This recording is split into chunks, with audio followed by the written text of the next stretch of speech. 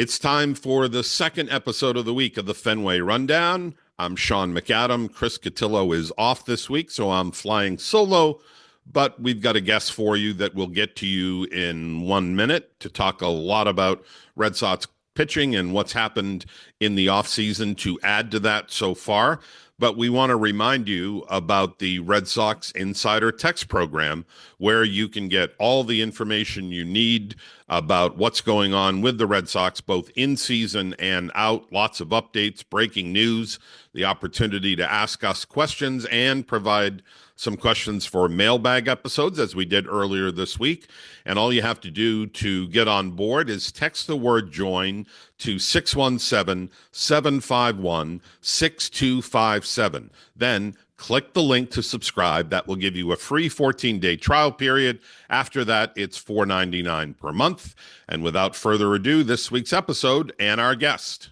As noted, our second episode of the week for the Fenway Rundown. My co-host Chris Cotillo is off for a few days before the holidays, but we're pleased to be joined by Red Sox pitching coach Andrew Bailey. Andrew, thanks for joining us. How are you?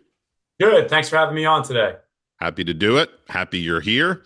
It has been a busy couple of weeks for the Red Sox, particularly in your department, the pitching department. The signing of Aroldis Chapman, the signing of Justin Wilson, and last week the trade for Garrett Crochet. So let's dive into some of those acquisitions and new members of the Red Sox. First, the biggest one, there had been an effort this winter, obviously, to go land a number one starter, and Craig Breslow was able to do that. What are your thoughts on the Red Sox obtaining Garrett Crochet, and what can he mean to this pitching staff? Yeah, obviously very excited for the acquisition. Garrett really, set the league on fire last year. His ability to, generate swing and miss, limit walks, stay off barrels when needed, is everything we're looking for. As a guy we can, kind of put at the front end of the rotation, among with the other, pitchers coming back, but can really just give us another look. He's young. Excited to have him as part of the team and build off of what he did last season. What does it mean, even though Garrett really has only had one full year of starting in the big leagues? When you look at the numbers, the quality of the stuff, his ceiling, it's all right there in front of him at 25 years old, and he looks for all the world to be that number one guy that you've been seeking. What does it mean to add that caliber a guy? There were steps forward by the rotation last year. Some of the young guys, Houck really blossomed. Bayo had his ups and downs, but certainly continued to show promise. Crawford made his 30 start. So you're seeing progress from the other guys, but to give them a real front of the rotation guy, what can that mean for a rotation? Yeah, I mean, I think we saw it at bits and pieces during that season where they always tried to one up each other, especially out of the gate, and then kind of towards the end. I remember talking to Cutter about that, where just felt so much pressure on themselves, right? Because the last guy just went, 6 and gave up 2, and then it's your turn for the ball. And Garrett has the type of ceiling that can end losing streaks, can keep winning streaks going, can really put the team on his back when you need to.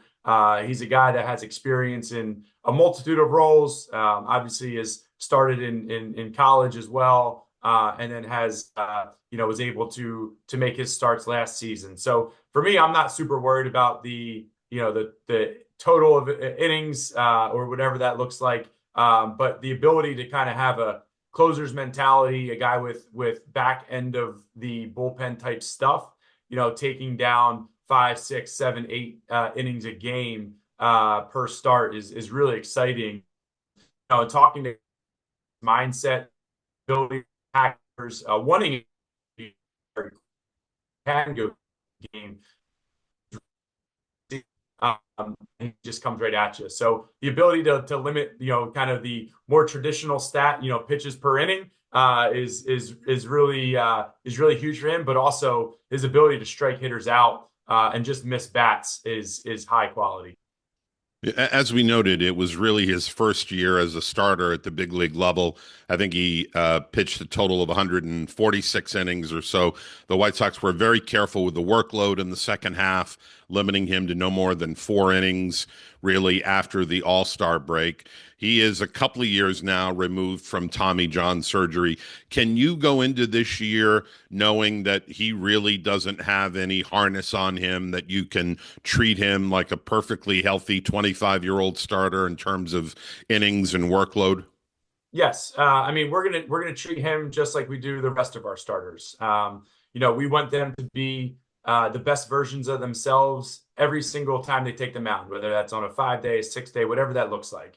Our ability, communication is huge. AC, we did it with pitchers last year. If we need to skip starts, if we need to push a guy back, we really want to meet them where they're at. So from an innings limit standpoint, as long as all indications suggest that he's healthy, there's no signs of fatigue, that there's we're competing, he's bouncing back okay, he's going to be in the bucket with everybody else.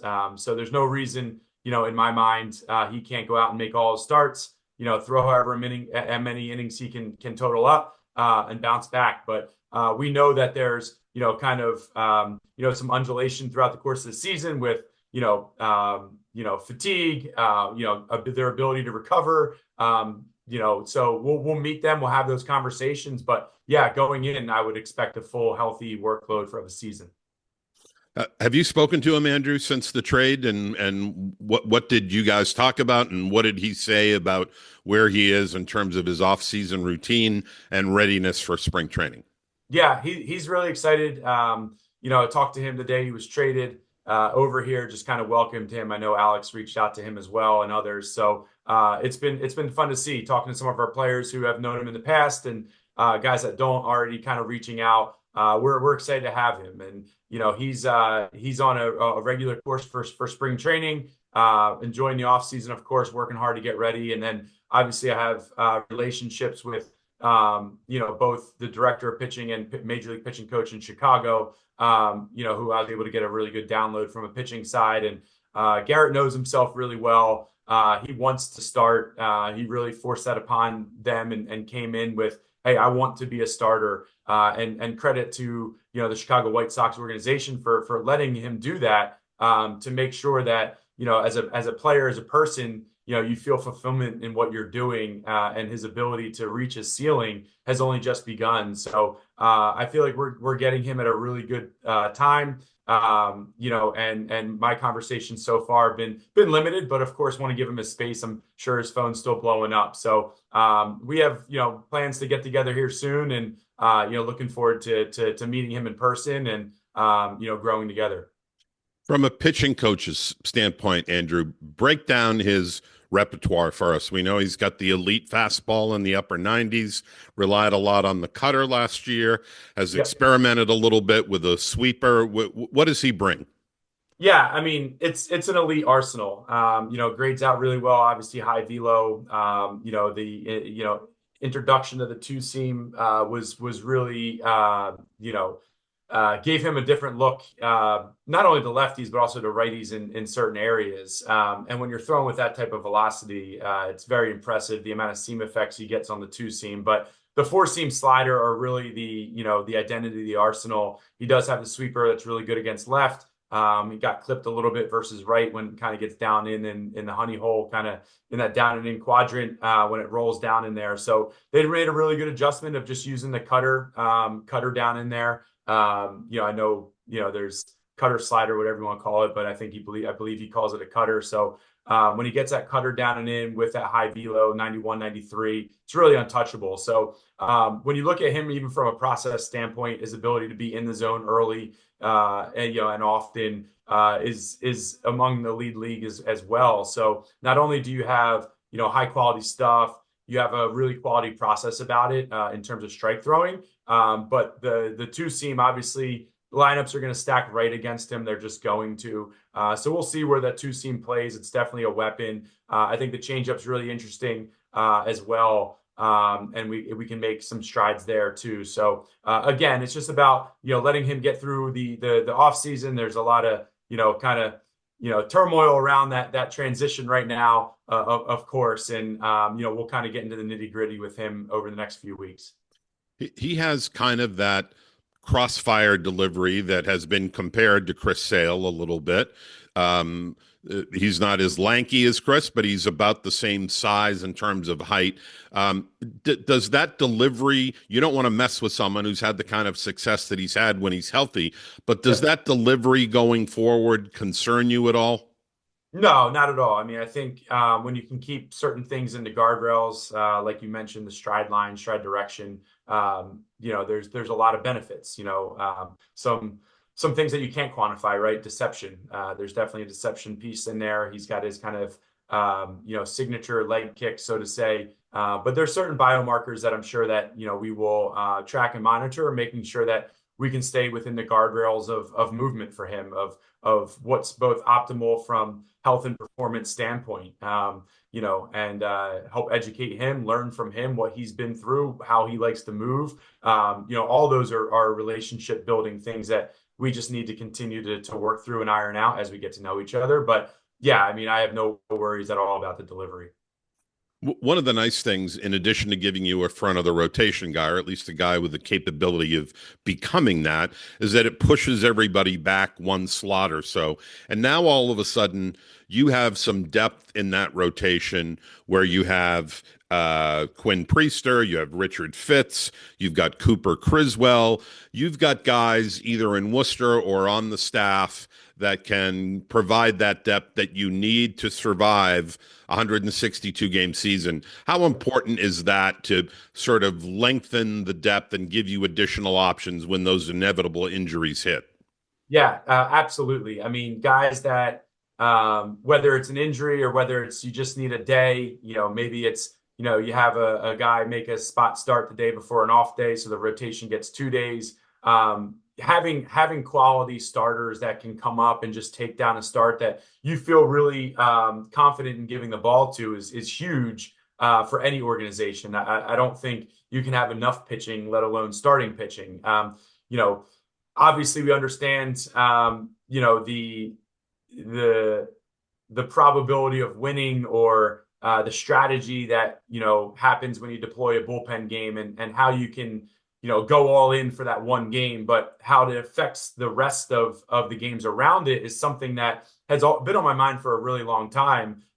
Even my years in San Francisco is like, man, you just asked these relievers to go 2 innings, and now you're asking them to go back to back on a normal day, so to say. So to eliminate some of those, to be able to give guys like you said, Cooper, Fitz, Priester, guys that with major league experience that can come up and take down a start is vitally important to the health of the organization, to the rotation, of course. And it's such a good problem to have too many starters, especially guys with options, not knowing how things can shake out. But to have that depth is huge going forward. And we've heard AC talk about wanting our guys to go deep into games. They did a really good job of that last season, and that's something we're looking forward to again this season.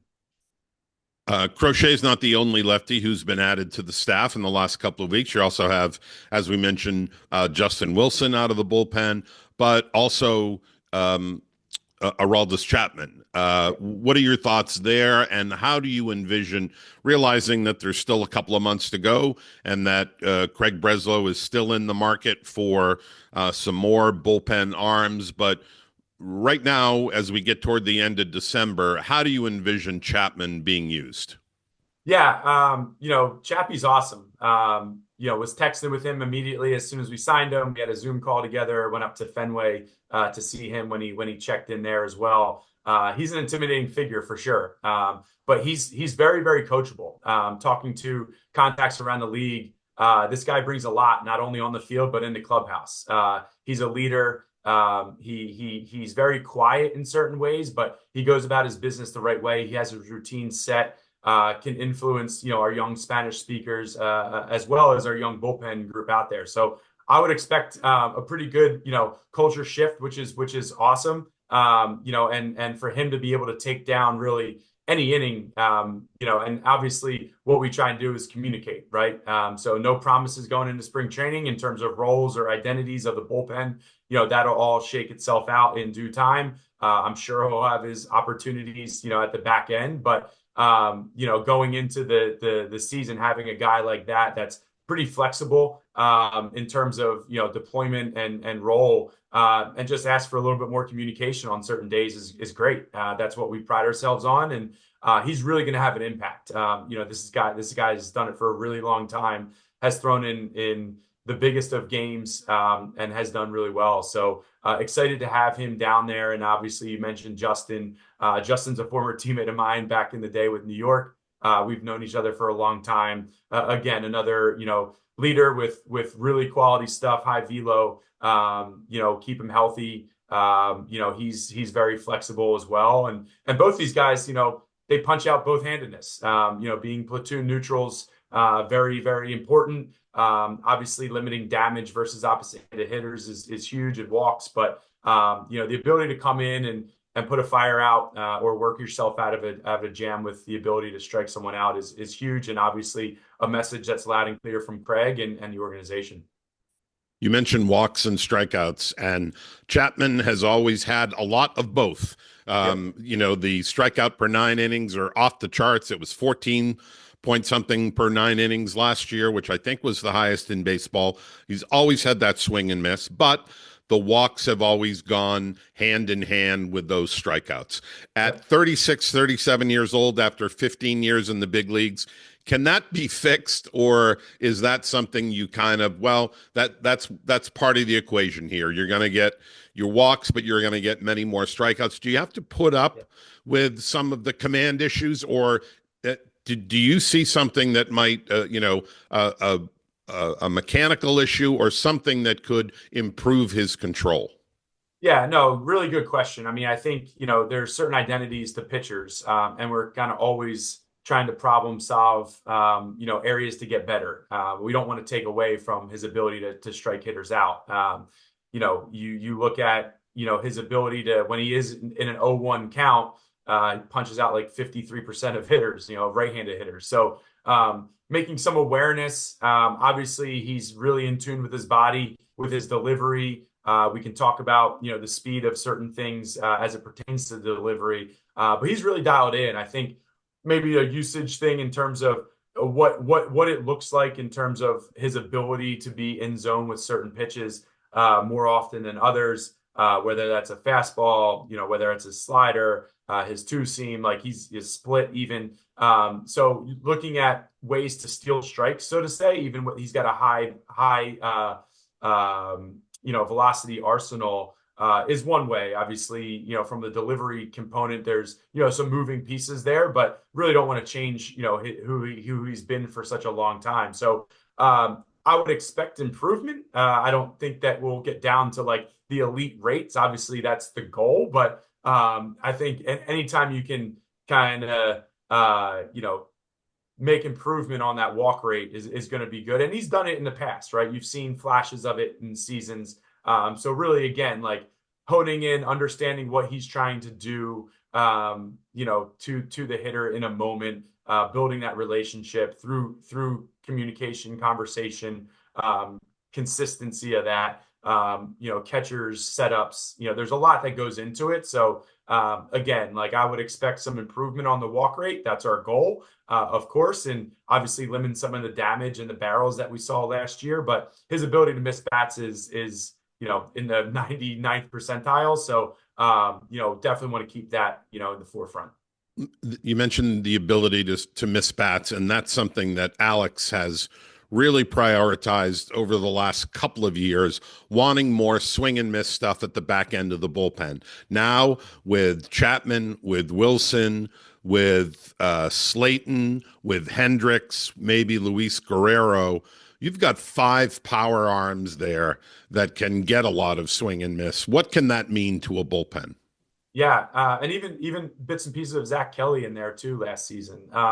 Yeah, I mean it's the ability to generate swing and miss is outcome for a pitcher, right? There's no ball in play. There's nothing bad that can happen. We know the run value on a strike, a called strike, a swing and miss, especially in two strike counts. So to have a lockdown bullpen that can come in and generate swing and miss, like you said, we're gonna probably, there's gonna be some games where we're walking some guys coming out of the bullpen. That's going to happen. But when you look at our K rate as a staff last season, some of the things we had to do, usage wise, there was some growth and development in certain areas, but really wanting our guys to know their strengths. And when you have guys with a whole host of strengths with high velo, now it becomes just, okay, what a little bit more hitter specific, and then consistency of attacking what you do as a pitcher. So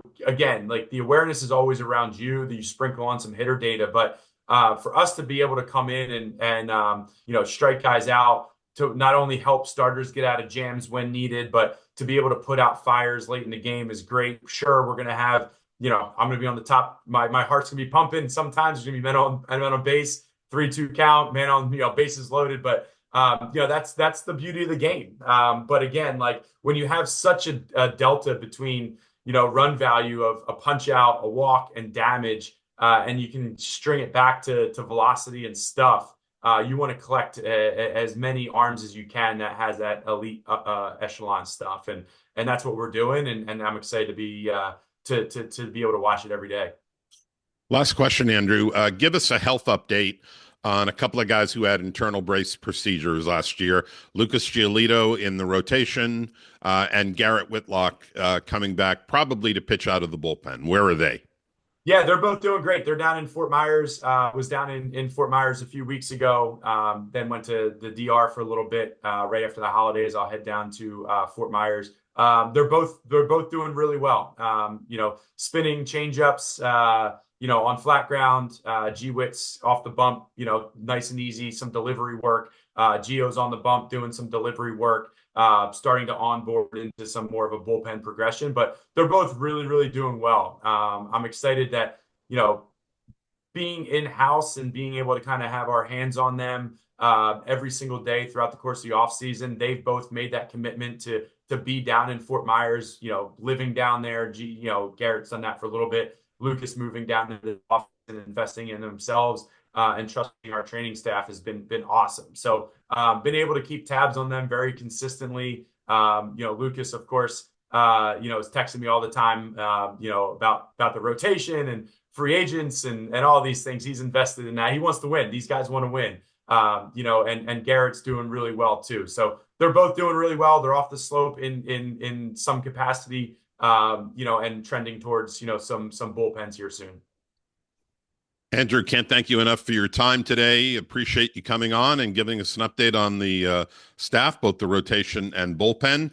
Won't be long before everyone's headed to Fort Myers. We'll see you then. And again, thanks for your time and have a great holiday. No problem. Thank you, guys. Our thanks again to Red Sox pitching coach Andrew Bailey for joining us for the second episode of this week for the Fenway Rundown. Chris Cotillo will be back with you next week as I take some time off for the holidays. In the meantime, you might want to consider joining the Red Sox Insider Text program. It's easy to do, and it gives you all the updates and breaking news you want as a Red Sox fan. All you need to do is text the word JOIN to 617-751-6257. Then click the link to subscribe. That will give you a free 14-day trial period. After that, the cost to you is just $4.99 per month.